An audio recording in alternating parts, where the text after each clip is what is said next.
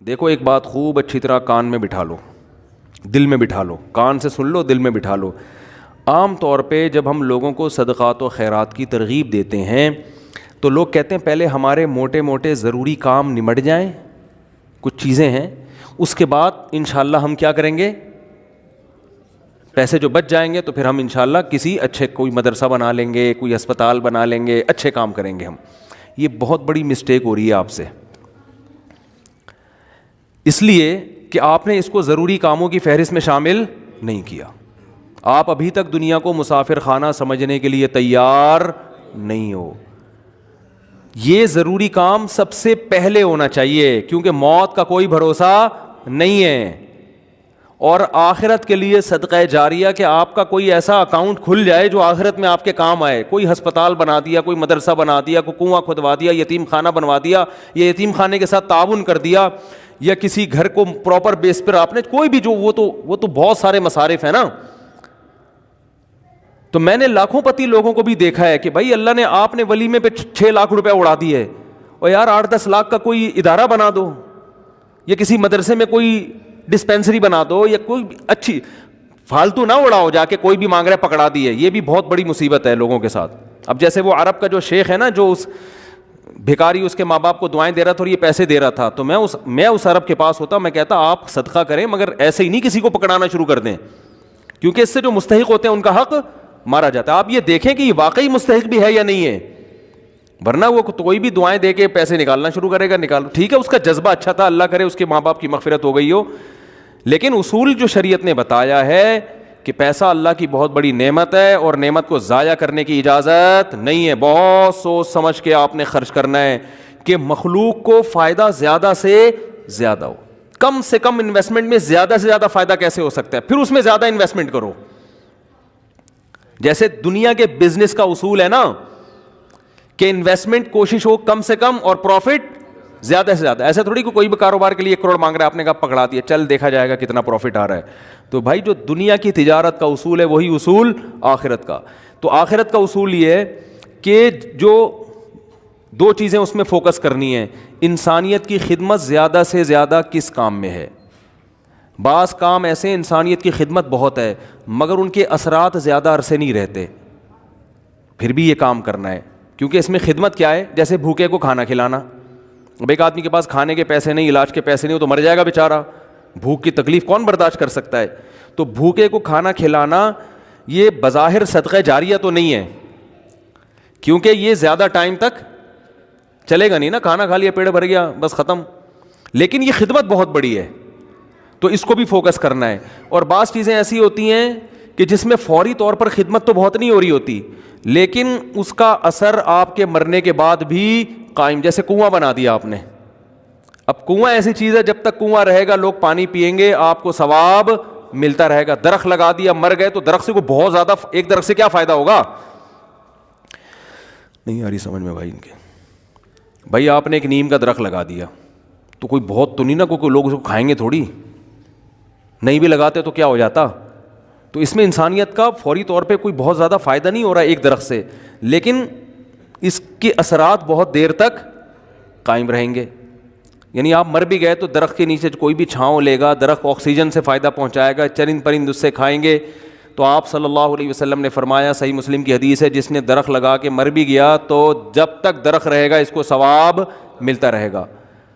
تو اس میں فائدہ تو کم ہے لیکن دیر پا ہے، مرنے کے بعد بھی یہ عمل چلتا رہے گا. تو ان 2 قسم کی چیزوں کو فوکس کرنا ہے. اور کچھ چیزیں ایسی ہیں جس میں جسمانی فائدے کے ساتھ دینی فائدہ بھی ہے. جیسے دینی مدارس کو سپورٹ کرنے کا فائدہ کیا ہوتا ہے. غریب طلبہ کو کھانا بھی ملتا ہے، علم بھی ملتا ہے، وہ عالم بن کے دنیا میں کام کرتے ہیں. تو صدقہ جاریہ بھی ہے. مرنے کے بعد وہ علماء جو کام کریں گے پھر آگے ان سے جو ہدایت پھیلے گی، پھر وہ لوگ آگے جو تبلیغ کریں گے، تو جب تک اسلام باقی رہے گا آپ کو ثواب ملتا رہے گا. لیکن اب یہ بھی نہیں کہ کسی بھی مدرسے میں اٹھا کے دے دو. سوچ سمجھ کے کون کام کر رہے ہیں، کون ویژنری لوگ ہیں، کون بہت اس میں پھینکنا نہیں ہے میرے بھائی. جیسے دنیا کی تجارت میں پیسہ پھینکا نہیں جاتا. بہت سوچ سمجھ کے. کوئی بھی آپ کے پاس آئے بولے 1 لاکھ روپے دو، میں پیسے کما کے آپ کو ہر مہینے 6,000 روپے دیا کروں گا، آپ پکڑا دو گے ہیں؟ انکوائری کرو گے بھائی 1 لاکھ کہاں کون سا کاروبار آ گیا جس میں 1 لاکھ پہ آپ مجھے 10,000 دو گے یا 6,000 دو گے. وہ بتائے گا یہ ہے, اچھا مجھے دکان دکھاؤ چل کے. پھر جب آپ کو دکان دکھائے گا تو آپ کہو گے جب 1 لاکھ پہ آپ 6,000 کما سکتے ہو تو اپنے ہی لگا لو. ہیں کیا خیال ہے بھائی؟ میرے والد صاحب نے کہا تھا جو بھی آئے نا پیسے مانگنے اور کہے کہ اس انویسٹمنٹ میں اتنا پروفٹ ہے, اتنا پروفٹ ہے, آدھا تمہیں دوں گا آدھا خود رکھوں گا, تو اس سے پہلے پوچھو کہ تمہارے پاس کتنے پیسے ہیں. وہ بتائے اتنے, تو پھر پورے اپنے کیوں نہیں لگا لیتے, اس میں پورا پروفٹ خود رکھو. کیا خیال ہے بھائی؟ ہاں وہ غریب آدمی ہو تو ایک الگ بات ہے, اور اللہ کا شکر ہے مجھے اس کا فائدہ ہوا. ایک دفعہ ہوا, دوسری دفعہ والد صاحب کی نصیحت پہ عمل نہیں کیا تو سارے پیسے ہی الحمدللہ سارے ہی ڈوب گئے تھے. ٹھیک ہے. ایک دفعہ فائدہ بھی ہوا. ایک صاحب جو ایک بڑے پوش ایریا میں رہتے تھے, میں چونکہ اس ایریا کا نام لوں گا تو کہیں ایسا نہ ہو وہ سمجھ جائیں, لیکن قصہ پرانا ہو گیا وہ نہیں سمجھیں گے, پھر بھی احتیاط یہی ہے کہ نام نہ لیا جائے. مالدار علاقے کے تھے, مجھے کہنے لگے کہ میں یہ کاروبار کرنا چاہتا ہوں. اچھا اس ایسے ایریا میں رہتے تھے کہ مجھے پتا تھا اتنے پیسے تو ان کے پاس ہوں گے ورنہ اس ایریا میں رہ نہیں سکتا آدمی. اب ایک آدمی ڈیفینس, ایک مثال دے رہا ہوں ڈیفینس کی, ڈیفینس میں رہتا ہو اور کہ میری تنخواہ 10,000 روپے, تو آپ کہو گے بھائی 10,000 والا ڈیفینس میں نہ کرائے پہ رہ سکتا ہے اور اپنا گھر ہو تو سوال ہی پیدا نہیں ہوتا, 1 کروڑ کا تو نے گھر کیسے خرید لیا 3 کروڑ کا ہے بھائی. ہو سکتا ہے 4 کروڑ. اسٹیٹ ایجنٹ والے مجھے پھر فون کریں گے آپ نے ڈیفینس کی ویلیو کیا کر دی ہے, بیان میں گرا دی ہے. تو میں مثال دے رہا ہوں, یا اب ہر بیان کو نا لوگ بڑے سینسٹیو بن کے لے رہے ہوتے ہیں کہ آپ نے ڈیفینس میں 3 کروڑ بول دیے, ہماری تو ویلیو. تو اب کیونکہ شہرت ہو گئی ہے نا تو ہر چیز کو کوئی بہت زیادہ لوگ سیریس ہو رہے ہیں. 25 کروڑ ٹھیک ہے نا, 25 کروڑ کا. اب اس سے پھر لوگ پریشان ہوں گے, یار ہم لے رہے تھے آپ نے قیمت بڑھا دی. تو بھائی یہ محض ایک مثال ہے, مجھے نہیں پتا ڈیفینس میں قیمتیں کیا چل رہی ہیں, تو کچھ بھی لگا لو قیمت. تو آپ نے کیا کیا, بات کیا چل رہی تھی؟ ہاں بندہ میرے پاس آیا, رہتا پوش ایریا میں, مالدار علاقے میں, مجھے کہنے لگا آپ مجھے پیسے دو میں یہ چیز خرید کے بیچوں گا, آدھا پروفٹ آپ کا آدھا میرا. تو مجھے ابا کی بات یاد آ گئی. میں نے کہا جو اتنے انویسٹمنٹ آپ مجھ سے کروا رہے ہو تو یہ چیز آپ خود خرید کے بیچ دو پورے پیسوں کی, پورا پروفٹ آپ کا, مجھے آدھا کیوں دے رہے ہو؟ انویسٹمنٹ جو مجھ سے کروا رہا ہے اور آدھا پروفٹ دے رہا ہے, اس کا مطلب وہ رسک لینے کے لیے تیار نہیں ہے. بولے ڈوبیں تو اس کے ڈوبیں, اس کا مطلب آپ کو خود پتا ہے کہ یقینی پروفٹ نہیں ہے. سمجھتے ہو کہ نہیں سمجھتے؟ تو کسی کو پیسے دینے سے پہلے جیسے انکوائری کرتے ہو نا, صدقہ خیرات سے پہلے بھی ایسے انکوائری کیا کرو, کیونکہ آپ کے پاس لامحدود رقم نہیں ہے. غیر مستحق کو دینے کا سب سے بڑا نقصان یہ ہے کہ مستحق لوگ رہ جاتے ہیں.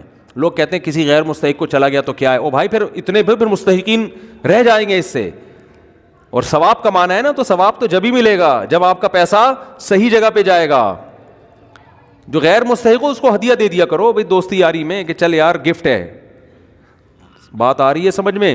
تو یہ میں اہم پوائنٹ کی بات بتا رہا ہوں کہ 2 جگہ خرچ کرنا ہے, ضرورت اور دوسرا جس کا اثر دیر پاؤ.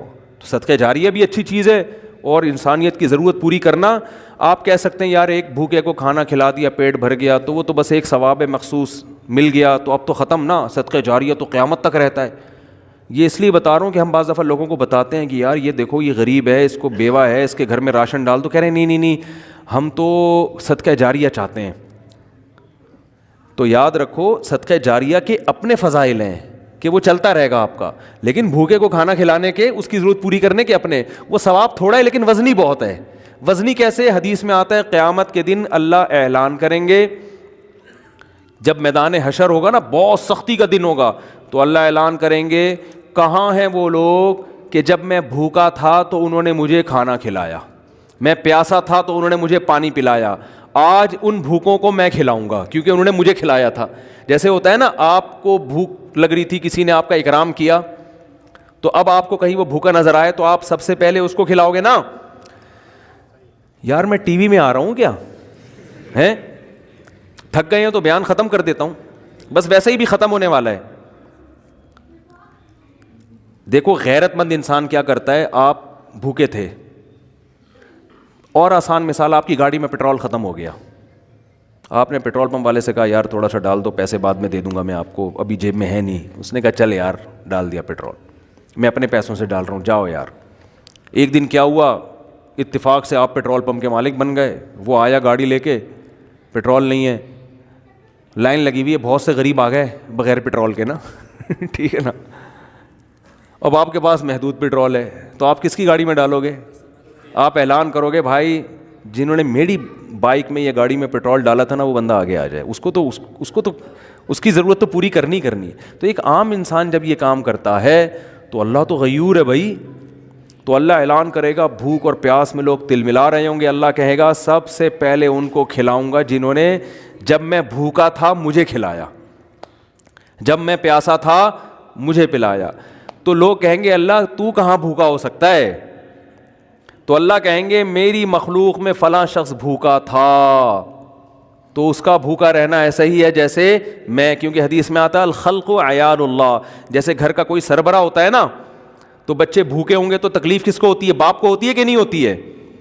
تو آپ صلی اللہ علیہ وسلم نے فرمایا اللہ کی مخلوق بھی ایسے جیسے اللہ کے اہل و عیال, اللہ کا تو اہل و عیال نہیں ہوتے لیکن مثال دی ہے, ایسے ہی ہے. اللہ کو ان کی فکر ایسے ہی ہے. وہ الگ بات ہے بہت سے بھوکے مرتے ہیں, یہ اللہ کی تقدیر ہے, یہ اللہ کی حکمت ہے, دنیا کو اللہ نے ایسے ہی چلایا ہے کہ کسی کو ملے گا کسی کو نہیں ملے گا. یہ اب اس میں تو اللہ سے نہیں الجھ سکتے, لیکن اللہ اعلان کرے گا کہ میری مخلوق میرا خاندان تھی, گویا کہ اللہ کا خاندان نہیں ہوتا, یعنی میرے ماتحت تھی اور میں لوگوں کے ذریعے لوگوں کو کھلاتا ہوں. تو جب میں بھوکا تھا تو فلاں کا بھوکا ہونا ایسا ہی ہے جیسے میں بھوکا.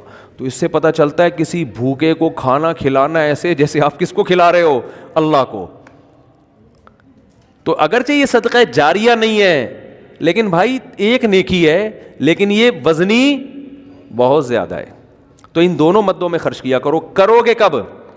لوگ کہتے ہیں اچھا ٹھیک ہے, وہ ایک دو کو تو کھلا دیتے ہیں, جو بڑا اماؤنٹ جو ہے نا جیسے اپنی شادی بیاہ پہ خرچ کرتے ہیں, گاڑیوں پہ خرچ کرتے ہیں, مکان پہ خرچ کرتے ہیں, اس ٹائپ کا اماؤنٹ اللہ کے لیے خرچ, اللہ کے لیے بس وائپر والے کو 20 روپے. اب تو 20 ریٹ تھوڑے بڑھ گئے ورنہ 5 پہ چل رہے تھے, وہ پھر کھلا مانگ بھی رہے ہوتے تھے. وہ پھر کیا مانگ رہے ہوتے تھے؟ ایک آدمی نے کسی فقیر سے کہا کہ ایک فقیر کسی آدمی کے پاس آیا کہ اللہ کے نام پہ نا پتہ نہیں کچھ چائے پلا دو یا کچھ کھانا کھلا دو. تو اس نے 100 کا نوٹ نکالا, بولا کہ 50 روپے ہیں. اس نے کہا ہاں. اس نے کہا کہ 50 روپے دے گا واپس لے گا. اس نے کہا پہلے وہ اس سے پی لو جا کے. ٹھیک ہے, یہ بھی لوگوں کو جانچنے کا ایک, بھائی بھکاری سے بولے پہلے وہ پیسے تو خرچ کرنا تھے تیرے پاس ہیں, یہ بھی ایک طریقہ, بڑا خاندانی طریقہ ہے یہ. ٹھیک ہے نا. تو کیا بات کر رہے تھا یار, اصل میں آج میں اتنا صبح سے گھوم رہا ہوں نا, آج میں 1 منٹ کے لیے نہیں بیٹھا ہوں. صبح سے یہ کام وہ کام, ادھر ملاقات, ادھر جاؤ, فلاں ملتان سے آئے, فلاں کھانے وال سے آئے, فلاں جماعت آئی ہوئی ہے, فلاں یہ ہو رہا ہے. کھوپڑی سارا دن گھوم کے نا جب بیان میں بیٹھتا ہوں تو وہ اتنے مختلف قسم کے سگنل آ رہے ہوتے ہیں کہ اس کو گچی سے پکڑنا کیا ہوتا ہے, بہت مشکل ہوتا ہے کہ یار پوائنٹ سے ہٹے نہیں. تو ہاں میں یہ عرض کر رہا تھا, جلدی سے بات سمیٹ کے ختم کرتا ہوں, کہ لوگ یہ کہتے ہیں کہ پہلے موٹے موٹے کاموں سے فارغ ہو جائیں, یہ بھی, اس کے بعد جب بچا کے بڑھاپے میں بالکل اینڈ میں جا کے اتنے پیسے کسی مدرسے کو دے دیں گے. نبی صلی اللہ علیہ وسلم نے فرمایا انسان ساری زندگی, حدیث کا مفہوم ہے, مال جمع کر کے رکھتا ہے اور کہتا ہے کل خرچ کروں گا, کل خرچ کروں گا, کل خرچ کریں. پھر جب بڑھاپا آتا ہے کہتا ہے یہ فلاں کے لیے اور یہ فلاں کے لیے. فرمایا وقت کان علی فلان, اب تو وارثوں کا حق اس پہ ہو گیا. اب تو وارث کہیں گے ابا ہمیں محروم کرنے کے لیے, اپنی تو ساری عیاشی ابا نے کر لی. اب جب ابا کا انا للہ ہونے والا ہے, دنیا سے جانے والے ہیں, اب بچوں کو نظریں ہوتی ہیں دو دکانیں ابا کی میرے حصے میں آئیں گی. چلو ابا سے ایسی لالچ تو نہیں کرنی چاہیے, لیکن بہرحال پتہ ہے کہ یار چلو ابا نے بنائی, اب ہمارے کام آئیں گی. اب ابا کیا کر رہے ہیں, فلاں 2 دکانیں مدرسے کو دے دو, فلاں فیکٹری کو دے دو, یتیم خانے کو دے دو. تو اس میں نقصان کس کا ہو رہا ہے؟ کیونکہ اب تو ابا کو ضرورت نہیں ہے. تو نہ کرنے سے یہ بھی پھر بھی بہتر ہے 1/3 کے اندر کہ بچوں کو نقصان نہ ہو. اگر بچوں کو نقصان ہو رہا ہے پھر تو یہ بالکل صحیح نہیں ہے. حدیث میں آتا ہے کہ آخر عمر میں نا اس طرح سے صدقہ کر دینا کہ بچے دوسروں کے محتاج بن جائیں. آپ صلی اللہ علیہ وسلم نے اس کی اجازت نہیں دی ہے. لیکن اگر بچوں کے لیے اتنا چھوڑ کے جا رہے ہو آخر عمر میں کہ وہ اپنے پاؤں پہ اچھی طرح کھائیں گے پیئیں گے, تو پھر 1/3 آپ صدقہ بھی کر سکتے ہیں, جائز ہے اور اس کا بھی ثواب ملے گا. لیکن میرے بھائی یہ خاندانی صدقہ نہیں کہلائے گا, اس لیے کہ آپ نے تو بھرپور عیاشی کر لی نا. آپ کی تو 4 شادیاں معذرت کے ساتھ ہو گئیں, ایک جس کی ہو گئیں ان کی بات کر رہا ہوں, اور آپ کی تو جناب یہ بھی ہو گیا وہ بھی ہو گیا, سارے کام ولیموں پہ بھی اڑا دیا اور انویسٹمنٹ بھی دبا کے کر لی, کاروبار بھی ہو گیا, سب کچھ مزے تو اڑا لیے نا آپ نے. تو یہ نبی کی نظر میں افضل صدقہ نہیں ہے. افضل صدقہ یہ ہے, آپ صلی اللہ علیہ وسلم سے صحابی نے پوچھا یا رسول اللہ سب سے بہترین صدقہ کون سا ہے؟ آپ نے فرمایا وہ صدقہ ہے تأمل الغنا و تخشى الفقر, تمہیں امید ہو کہ اگر یہ پیسہ میں نے صدقہ نہیں کیا تو اس سے ڈبل بنا سکتا ہوں, پیسے سے پیسہ کما سکتا ہوں, یہ امید ہو, اس حال میں پیسہ صدقہ کرو. اور یہ بھی ڈر ہے کہ اگر کر دیا تو فیوچر میں غریب نہ ہو جاؤں. اس ملی جلی کنڈیشن میں جو صدقہ ہوگا نا وہ کیا کہلائے گا؟ خاندانی صدقہ. سمجھ میں نہیں آ رہی بات؟ تو اس لیے صدقات و خیرات میں یہ نہیں کہہ رہا, یہ تو حدیث میں بھی منع ہے کہ اتنا کر دینا کہ کل لوگوں کے محتاج بن جائیں, یہ تو جائز ہی نہیں ہے نا, کہ اپنے ضروری جو بیوی بچوں کے ہیں وہ تو بہرحال, لیکن صرف اتنا کر لیں کہ آپ جب یہ کہتے ہیں نا کہ میرے یہ چند ضروری کام ہو جائیں تو پھر میں یہ کروں گا, یہ الفاظ غلط ہیں. آپ یہ کہیں کہ میرے چند ضروری کاموں میں ایک اہم ترین کام یہ بھی ہے, تو یہ والا کام بھی ان ضروری کاموں کی طرح ترجیحی بنیادوں پہ کرنا ہے, اور یہ چند ضروری کام جس میں یہ بھی ہو جائیں تو پھر میں کیا ہو جاؤں گا؟ فری, پھر میری مرضی میں جہاں چاہے صدقہ کروں. بہت مشکل ہے بات سمجھانا. تو بڑی انویسٹمنٹ جیسے بزنس پہ کرتے ہیں, بڑی انویسٹمنٹ جیسے شادی پہ کرتے ہیں, بڑی انویسٹمنٹ جیسے اپنے بچوں کی ایجوکیشن پہ کرتے ہیں, ایسے ہی ایک آدھ بڑی انویسٹمنٹ آخرت کے لیے بھی کرنی چاہیے. سمجھا پا رہا ہوں اپنی بات کو؟ لیکن وہ خاندانی انویسٹمنٹ ہو, مرے تو پتہ چلے کہ یار ایک ہسپتال ہے چل رہا ہے بھائی غریبوں کے لیے. سمجھتے ہو یا نہیں سمجھتے ہو؟ دیکھو گورے بھی بڑی بڑی انویسٹمنٹ کرتے ہیں لیکن ان کا کوئی بچوں کا ان پہ ٹینشن نہیں ہوتی نا, نہ بیوہ کا خیال ہے ان کو, نہ بچوں کا خیال ہے. آپ کے لیے صدقہ کرو گے ثواب ملے گا, کیونکہ آپ تو پوری فوج چھوڑ کے جا رہے ہو اگر میرے بیان سنتے ہو. کیا خیال ہے؟ ٹھیک ہے نا, پوری فوج ہے آپ کی. تو دونوں. اور پھر عجیب بات ہے, آپ نے اس نیت سے نہیں کرنا کہ ریٹرن ملے گا, اسی نیت سے کرنا ہے کہ میں نے جو خرچ کیا وہ گیا, ختم, بس دنیا میں نیکی کر دریا میں ڈال. لیکن ویسے میں ایک جنرل نالج کے لیے بتا رہا ہوں کہ اللہ ڈبل کر کے دیتا ہے واپس, بلکہ اور بڑھاتا ہے, پھر دیتے جاؤ گے بڑھاتا جائے گا, دیتے جاؤ گے حدیث میں آتا ہے ما نقصت صدقۃ من مال, صدقے سے مال میں کبھی بھی کمی نہیں ہوتی نہیں ہے. لیکن آپ نے یہ نیت نہیں کرنی, آپ نے یہ نیت کرنی ہے کہ میں دے رہا ہوں اور مجھے نقصان نہیں ہوگا اس کا, میرا کاروبار بھی کم ہو جائے گا اور میرے گھر میں بھی تھوڑا خرچہ کیا ہو جائے گا. یعنی میری اپنی بیوی بچوں سے تو خرچہ مت روکو, ان کو نہ بھیڑ چڑھاؤ اپنے توکل کی, ٹھیک ہے نا. اپنا میری گاڑی تھوڑی سی سستی ہو جائے گی, یہ ہو جائے گا وہ ہو جائے گا, اپنے اوپر تو رکھ کے سب کچھ کرو. یہ نیت یہی کرو کہ یار کم ہی ہو جائے گا. لیکن ویسے میں جنرل نالج کے لیے بتا رہا ہوں کم ہوتا نہیں, کیونکہ اگر آپ نے نیت یہ کر لی نا کہ بڑھ جائے گا, پھر نہیں بڑھے گا, پھر نہیں بڑھے گا. اور اس میں بات چاہ کے کمپلیٹ ہو جائے, لیکن اس میں آپ نے یہ دیکھنا ہے آپ میں توکل کتنا ہے. صحیح ہے نا. کل آزمائش آئی تو ایسا نا یار مفتی صاحب کا بیان ہی گلے پڑ گیا یار, تو کوئی بات نہیں, پہلے یہ والے بھی کر لو پھر کر لو, تو خاندانی نہ ہو, غیر خاندانی صدقہ بھی ہو تو چلو صدقہ تو ہو گیا نا. تو خاندانی صدقے کے لیے تھوڑی سی کھوپڑی بھی خاندانی ہونی چاہیے, تو یہ ظرف بھی ہونا چاہیے اسی حساب سے, تو اپنی حیثیت دیکھ کے. لیکن میرا مقصد صرف یہ ہے کہ یار کچھ تو انویسٹمنٹ آخرت کے لیے بھی جوانی میں جب آپ کو ضرورت ہے, بڑھاپے کے لیے نہ رکھو. بڑھاپے میں اللہ اور توفیق دے دے گا. اور صدقہ ایسی چیز ہے جس کو ایک دفعہ عادت پڑتی ہے نا پھر ہاتھ رکتا نہیں ہے اس کا. آدمی بعض دفعہ ایک بڑا اماؤنٹ خرچ کرتا ہے کہ یار یہ میں بڑا اماؤنٹ خرچ کر رہا ہوں بس تاکہ ایک دفعہ ہو جائے, کل مروں, کوئی بھروسہ نہیں, کل مر جاؤں تو صدقہ جاریہ ہوگا. تو ایک دفعہ کرو گے نا, عادت ایسی پڑتی ہے اس کی, پھر کل دوبارہ یہی سوچ کے دوبارہ کرو گے. یہ اللہ کی طرف سے ایک نعمت ہے کہ جو کرتا ہے پھر اللہ اس کو صدقے کرنے کی توفیق دیتا رہتا. تو یہ سب سوچ سمجھ کے. تو ہاں اچھا, اس میں پھر دو کام کرنے ہیں. کچھ صدقے تو پبلک کو دکھا کے کرنے ہیں, اپنے بچوں کو بھی بتاؤ, بیوی کو بھی بچاؤ, بھائی کو بھی بتاؤ, رشتہ داروں کو بھی بتاؤ, کیونکہ قرآن میں جگہ جگہ آتا ہے کہ نیک لوگ چھپا کے بھی صدقہ کرتے ہیں اور علانیت. دکھانے کا فائدہ یہ ہوگا پبلک کو ترغیب ہوگی کہ یار اس نے جب یہ ہسپتال بنا سکتا ہے, مدرسہ بنا سکتا ہے, یتیموں کی مدد کر سکتا ہے اور نہیں مرا, ماشاء اللہ کھا رہا ہے, کچھ ہمیں بھی عبرت حاصل ہوگی کہ نہیں ہوگی. بچوں کو جب بتاؤ گے تو بچے کہیں گے یار میرے باپ نے اتنا کچھ کیا, جب وہ باپ بنیں گے تو ان کا بھی دل چاہے گا. تبھی میں لوگوں سے کہتا ہوں اپنی بہنوں پہ خرچ کیا کرو لفافے میں, اور بچے کو بتاؤ دیکھو میں نے پھپھو کو تمہاری اتنے پیسے دیے ہیں, شو مارنے کے لیے نہیں, تاکہ وہ بھی آپ کی بہنوں آپ کی بیٹیوں پہ جب آپ اپنی بہنوں پہ اپنی اولاد کے سامنے خرچ کرو گے تو آپ کا بیٹے کو خیال ہوگا کہ یار مجھے بھی جب میری ارننگ آئے گی تو مجھے بھی اپنی بہنوں کا خیال کرنا ہے. ہماری یہ پرمپرا ہے, ہمارے خاندان میں مرد عورتوں کا خیال کرتے ہیں. آپ کیا کرتے ہو, کبھی ایک دھیلا بچے نے نہیں دیکھا کہ آپ کی جیب سے اس کی پھپھو کے لیے نکل رہا ہو ٹھیک ہے نا. نصیحتیں آپ کی صبح شام ماشاءاللہ ہول سیل کے حساب سے چلتی رہتی. بچے کو سمجھاتے رہتے ہو غریبوں کا خیال کیا کرو, بوڑھے ماں باپ کا خیال کیا کرو. بچے کو پتہ ہے فری پھوکٹ کی نصیحتوں کے علاوہ ابا کے پاس کوئی کام نہیں ہے. فری پھوکٹ کی نصیحت. جب آئیں گے گھر میں ٹارزن بن کے, کہتے تو نہیں ہے لیکن دل میں یہی ہوتا ہے, یہ کر لو, یوں نماز کیوں نہیں پڑھتا, یہ کیوں نہیں کرتا, یوں کیوں نہیں, ویڈیو گیم کھیلتا رہتا, پٹاخ تھپڑ لگایا, یہ کر رہا ہے وہ کر رہا ہے. بچے کو پتہ ہے ابا کے پاس فری پھوکٹ کی نصیحتوں کے علاوہ, وہ ہمارا فلاں ماموں بیمار تھے, ابا نے ایک دھیلا نہیں نکالا جیب سے. امی کی طبیعت خراب ہوتی ہے تو ابا کے پاس ہسپتال لے جانے کا ٹائم نہیں ہے. نصیحتیں جتنی مرضی کروا لو, نصیحتیں بھی کریں لیکن نصیحت سے زیادہ عمل. بات آ رہی ہے سمجھ میں؟ ایک صاحب تھے, وہ نا بہت زیادہ صدقہ کرتے تھے, امریکہ میں ہیں وہ. میں نے ان سے پوچھا, میں نے کہا یار آپ ہر مہینے کچھ نہ کچھ کرتے رہتے ہو اتنی, اور وہ ایسی قوم سے تھے جو کنجوسی میں مشہور ہے. میں نے ان سے پوچھا آپ کی قوم کیا ہے؟ میرا خیال تھا کوئی سید ہاشمی قریشی ہوں گے, کوئی وہاں کے مکہ مدینہ کے اتنے سخی. تو انہوں نے کہا یار ہم وہ قوم کا نام لیا جو کنجوسی میں جس پہ لطیفے بنے ہوئے ہیں.